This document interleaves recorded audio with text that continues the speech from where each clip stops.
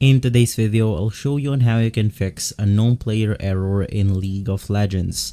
So the first thing that you want to do is to make sure that you and your friend or the person that you are trying to search is both online on the game itself or on League of Legends.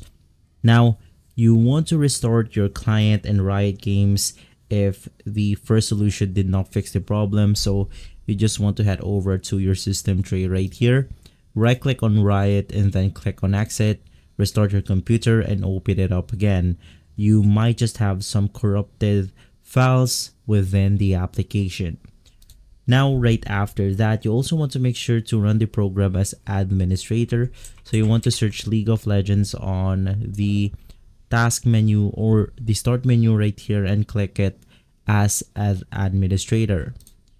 The last thing that you want to do if all of the mentioned solutions did not fix the problem is to simply run the client or game repair tool on Riot client. Now to do this, you just want to head over to the application of Riot, click on your account icon, click on settings, open up League of Legends, and from here you just want to click on the repair button. This will repair all of the problems including a known player error on the game itself. If this video has been helpful, leave a like, subscribe, and follow Guide to Everything for more videos like this. Thanks for watching.